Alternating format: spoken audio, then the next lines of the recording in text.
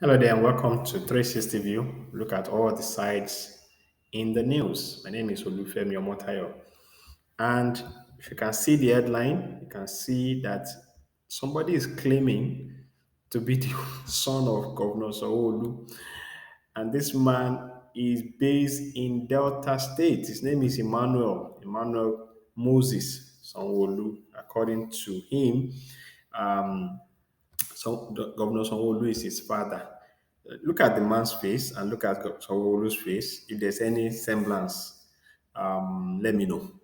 But that's the point. The point is, this man is claiming Emmanuel is a 27-year-old man, the father of three, and he's saying that Governor of Lagos State, Babajide Sanwo-Olu, is his biological father. Um, According to Emmanuel, his mother had him for Babajide Sanwo-Olu in the 1994, 95, and he says that they lost contact when Sanwo-Olu was in Delta State. So he wants the court to determine uh, his relationship with Sanwo-Olu. Say the court should confirm that he's the son of Sanwo-Olu. So let me give you the lowdown. He made the assertion, speaking to journalists at the Delta State High Court in Effurun, Bovia local government area, on Tuesday. He said his mother hailed from Oleri community in the Udu local government.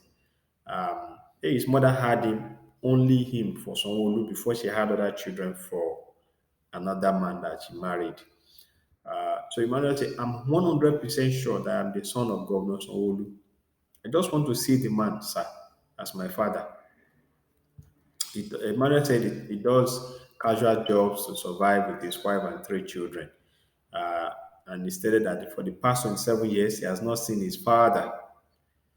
His counsel, John I. Popo Martins, told journalists that the claimant was his client in a case in which the Lagos State governor is a defendant that came up for hearing in the same day. So he's representing Emmanuel John Ipopo. Uh, in the writ of summon claim so many things. So it's a 19 paragraph statement. But let me just take you through a few of this declaration. Is the fact number one, a declaration that the defendant is the biological father of the claimant, begotten from Madam Grace Oleri of Grace Moses of Oleri in Delta State. Number two, an order directing and compelling the defendant, that's Sanwo-Olu, to acknowledge and accord the claimant, that's Emmanuel, all the rights of a son in accordance with all the law applicable, whether customarily, statutorily, or constitutionally. So he wants Emmanuel to be taken in as a son to Sanwo-Olu. And then number three, an order of perpetual injunction restraining defendant from further denying the parenthood of the claimant. So what happened? What happened is that they said Governor Sanwo-Olu, was a staff of a private company operating in Warri and the environment in Delta State from 94 to 95. In the course of working and living in Warri that period, he had an amorous relationship with a girl known as Grace Moses from Oleri. And then, so he alleged that the Grace eventually became pregnant for Sanwo-Olu in 94 to the defendant's knowledge and without any form of recrimination. Then, shortly after that, Sanwo-Olu left Warri and Grace eventually lost contact with him till date. So, how are they sure is that Sanwo-Olu? How are they sure? Why now, of all the people in the world?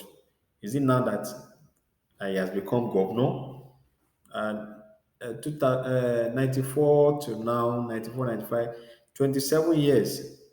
So the man himself who was born then, the child is already a father of three children. So making Sanwo-Olu grandfather already. Sanwo-Olu is 57, means that Sanwo-Olu should be around 30 years old when this happened, when he went to Delta State. Um, But Emmanuel apparently and his lawyer are very serious about this. His lawyer said, "We are expecting that the governor will do that if needed, if he's sure that he's not the father of the claimant." But unfortunately, he revoked his immunity to say he's immune against lawsuit and he's not ready to waive it. So they want the governor Sowolu to waive his immunity so that they can do a DNA test. He pleaded the governor to waive, validate the paternity, saying there's nothing more to it. From now till next adjourned date, which is January 17, let's see whether morally his conscience can be appealed to or bring himself forward for a DNA test with Emmanuel. It does not need to be in the press. It can be done quietly. Nobody wants to actually make noise with him.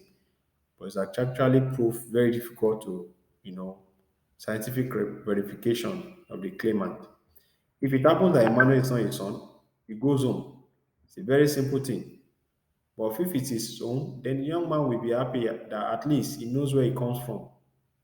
By then, he now has the power and authority to go into the Sanwo-Olu's family as member of the family. Well, this is the situation. Sincerely, things like this can happen as a human being. I mean, people make mistakes. 27 years ago, Sanwo-Olu is not as exposed, as enlightened as he is now. So things could have happened. I'm not saying it did happen, but things happens. So, and it shouldn't be in the press, really. I mean, because the young man just want to be acknowledged. So, if Governor Sanwo-Olu has nothing to hide, maybe he can just allow himself to, to go through that testing to confirm his DNA, his paternity of the man. Um, but sometimes you look at the people who are making the allegation. Is it that they see it as an opportunity to make some cash, some money from him because he's a popular person, he's a governor? So many questions hanging in the air. Only the principal actors can actually answer this question. But really, people should take cognizance of the actions that they do every time, and then you can hold on to your mistake. It's just a sin of life. It's a human being. It doesn't take anything away from you. Nobody comes into this world as a saint. So I'm not preaching. I'm not saying he did it or he didn't do it, but we need to get to the root of the matter. Let's get to know that. Thank you for listening again and see you next time. Please don't forget to interact and share and comment. Please subscribe. See you again.